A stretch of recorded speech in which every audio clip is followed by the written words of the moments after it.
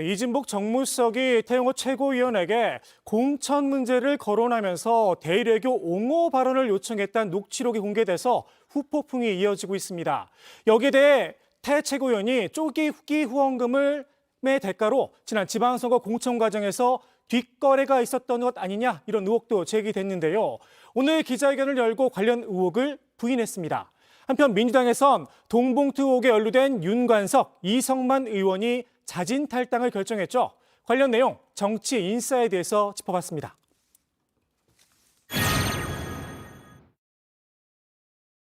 오늘 난 들어가자마자 중국수석이 나한테 오늘 서로 발언을 그렇게 하냐. 민주당의 한일관계 가지고 대통령 공조하는 거 최근에 들어서 한마디 말하는 사람이 문제고 나 그런 식으로 최고위원하면 안 돼. 바로 이진복 수석이 이야기하는 거여서 내가. 대통령실 이진복 정무수석이 당 최고위원인 태영호 의원에게 한일 관계에 대해 옹호 발언을 해달라는 취지의 요청을 했다는 녹취록이 공개됐죠. 정치권에서는 그 여파가 계속해서 이어지고 있습니다. 문제 녹취록에는 마이크를 잘 활용하면 공청 문제는 신경 쓸 필요 없다는 내용도 담겨 있어서 당무 개입 논란을 불러왔습니다.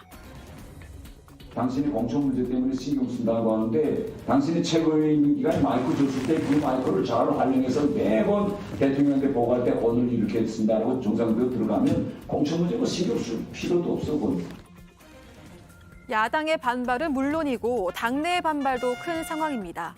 윤 대통령의 방미 성과를 부각시켜야 할 상황에서 녹취록으로 찬물을 끼얹었다는 겁니다. 국민의힘 지도부 최근 각종 설화로 몸살을 앓아왔죠. 이에 더해 사랑제일교회 목사 전광훈 씨에 대한 꼬리표를 떼려는 노력도 이어왔는데요. 전 씨가 대통령실까지 물고 늘어지면서 그 노력이 무색했던 바 있습니다. 오늘 아침에 일찍이 청와대 대통령실로부터 제가 전화를 받았습니다. 대통령께서 미국을 가십니다. 목사님, 반드시 저 민노총 세력을 막아주세요. 노동절 날 저 반국가 행위를 목사님 외에는 막을 사람이 없습니다. 윤 대통령의 방미 성과를 빛내야 할 시기, 전 씨의 주장과 태 최고위원의 녹취록 논란까지 이어지면서 대통령실도 곤혹스러운 상황인데요. 일단 태영호 최고위원과 대통령실은 모두 사실이 아니라고 부인했습니다. 일본 문제라든지 공천 문제라든지 내가 할 수 있는 일이 아니에요. 공천 이야기는 아예도 이야기도 안 했고 일본도 마찬가지죠. 그걸 뭐 최고위원 혼자서 할 수 있는 일도 아니잖아요. 제가 거기 나오는 사람이 아니잖아요. 자기들끼리 한 이야기예요. 내가 있지도 않았고 내가 한 말도 아닌데 답을 하는 것은 좀 아닌 것 같아요. 최근 국민의힘 당 윤리위는 김재원, 태영호 최고위원에 대한 징계를 개시한 상황입니다.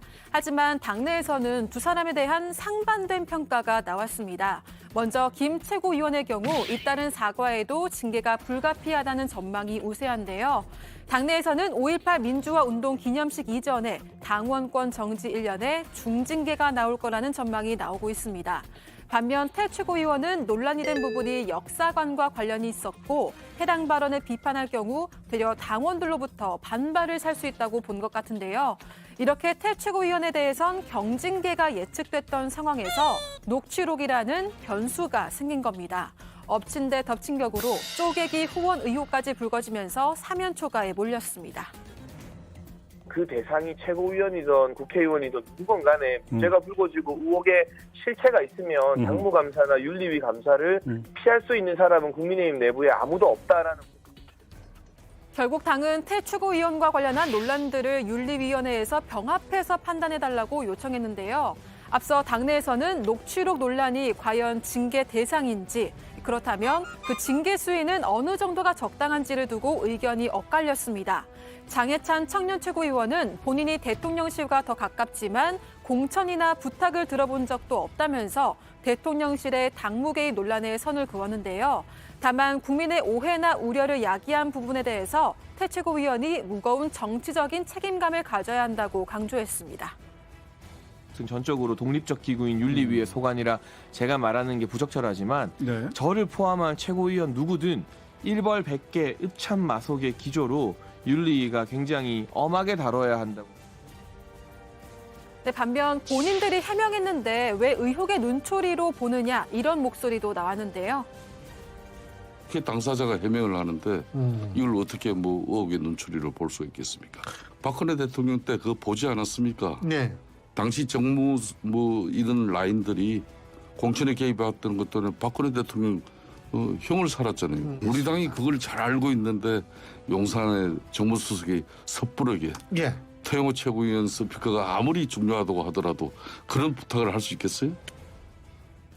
당내에선 두 사람의 해명을 믿을 수밖에 없지 않느냐는 의견이 우세합니다. 이런 가운데 이준석 전 대표는 대통령실을 직접 겨냥했는데요. 국민들은 공천 개입이라고 생각할 거라고 비판했습니다.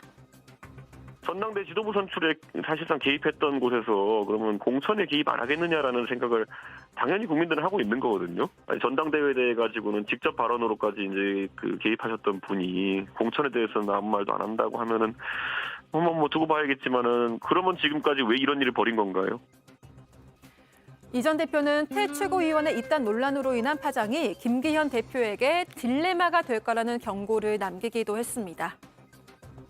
사실 용산에서는 계속 지지율 하락이나 이런 것에 대해 가지고 당 탓을 하려고 할 겁니다. 당에서 지금 이제 난장판이 나가지고 한미 정상회담 무슨 성과가 묻혀지지 않느냐 이런 논리를 펼 거예요. 그럼 김기현 대표는 굉장히 특이한 일 지키게 되는 거예요. 당의 대표로서 당의 의견을 지켜내고 당의 의견을 계속 이야기할 것이냐 아니면은 맞습니다 우리가 잘못했습니다 이런 분위기로 갈지 딜레마 올 거고 왜냐면. 김기현 대표는 오늘 윤리위에 직접 녹취록 논란을 윤리위에 병합해서 판단해달라고 요청했죠. 어떤 정치적 판단에서 내린 결정인지는 좀 더 상황을 지켜봐야 할 것 같습니다. 그런데 정작 내부에서는 녹취록의 유출자가 누구냐로 설왕설래가 오가고 있다고 하는데요. 지금 얘기 들어보면 네. 아마 지금 굉장히 어수선한 상태인 것 같고 왜냐하면 서로 지금 의심하는 상황 보좌진을 특정하지 못하고 그래서 마피아 게임을 하는 것 같다라고 표현을 하던데 그 보좌진들 사이에서 그리고 3월 9일 이후로 퇴직한 보좌진이 계세요. 근데 이분이 계속 의심을 받기도 하고 또 다른 분이 의심을 받기도 하니까 오히려 그 다른 보좌진들께서 더 피해를 받는 상황이다. 지금 굉장히 서로가 곤란한 상황이다라고 하더라고요. 이렇게 마피아 게임이 벌어진 이유, 당내에서는 녹취 행위가 더 문제라고 보는 시각이 있기 때문인 것 같습니다. 그 녹취가 1대1 대화는 지금 법적으로 처벌을 안 합니다. 그러니까 그렇죠, 저랑 그렇죠. 이제 지휘자님만 하면 처벌 못 하지만 네.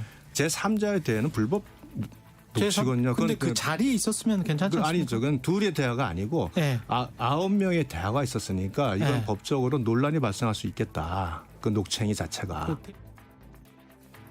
국민의힘 내에서도 여러 가지 목소리가 나오는 가운데 민주당은 대통령실을 직접 겨냥하고 있는데요. 공천 개입으로 처벌을 받았던 박근혜 전 대통령 사례를 언급하면서 철저한 수사를 촉구하고 나섰습니다.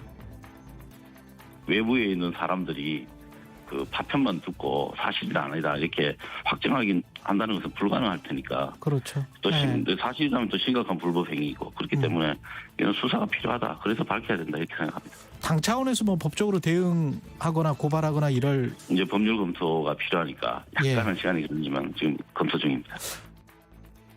법적 대응을 예고한 건데요. 당분간 태영호 최고위원의 녹취록 논란을 둘러싸고 정치적인 파장은 계속될 걸로 보입니다. 하여간 했다면 심각한 상황입니다. 했다면 잘 아시다시피 심각한 상황이죠. 예전에 박근혜 전 대통령이 이 공천 개입건으로 맞습니다. 징역 2년을 선고받았잖아요. 예. 그때 수사하신 분이 누군지 혹시 아십니까? 중앙지검장 알고 있습니다.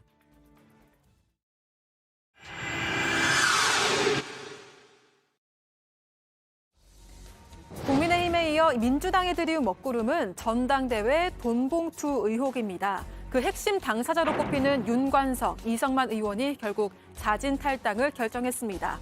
돈봉투 연루 의혹이 제기된 지 약 3주 만입니다. 저는 오늘부로 선당후사의 마음으로 민주당을 탈당하기로 결단을 내렸습니다. 결국은 이번 사태가 발생한 원인 중에 하나는 결국은 검찰의 정치 공세도 한 부분이었다고 생각이 됩니다. 따라서 선당후사의 정신을 가지고 우리 윤관석 의원과 함께 탈당을 하고 법적 투쟁으로서 진실을 밝혀나가는 데 최선을 다하도록 하겠습니다. 다시 한번 우리 국민 여러분께 사죄의 말씀을 드립니다.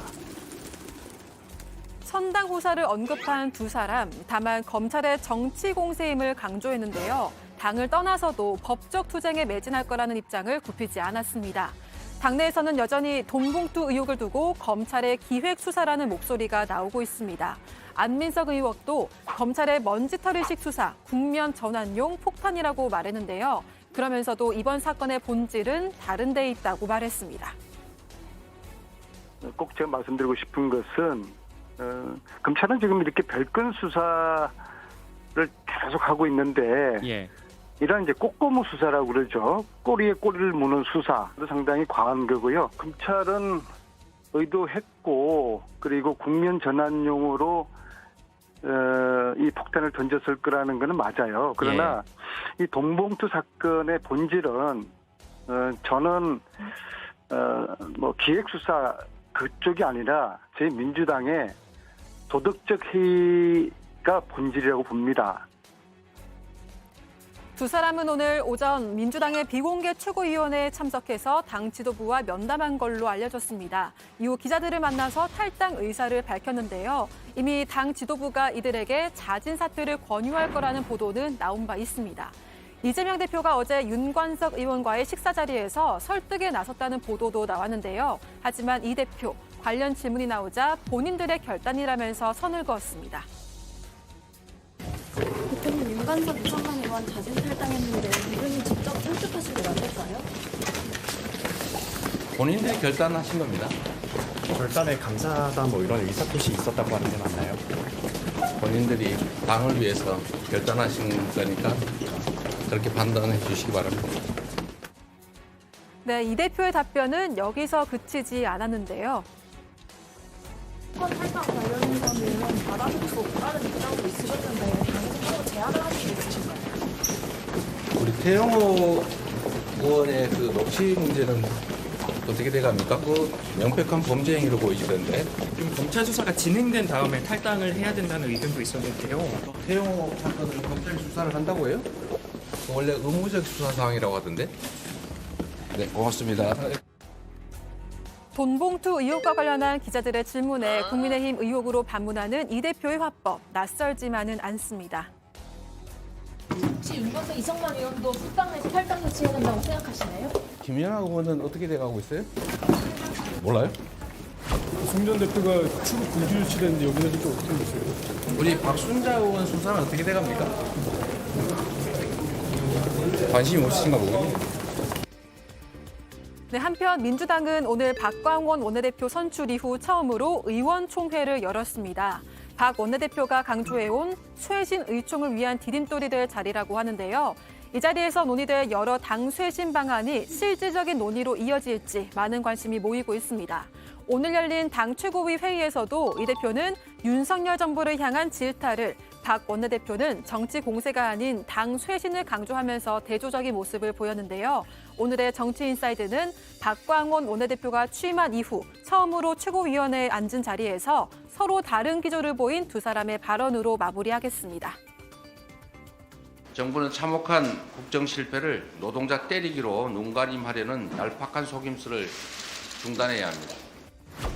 쇄신 의총의 전 과정은 민주당의 집단지성을 통한 정말로 국민들이 바라는 쇄신 방안을 마련하는 과정이 될 것입니다. 당의 근본적인 쇄신부터 정치 쇄신까지 폭넓게 논의가 되기를 기대합니다.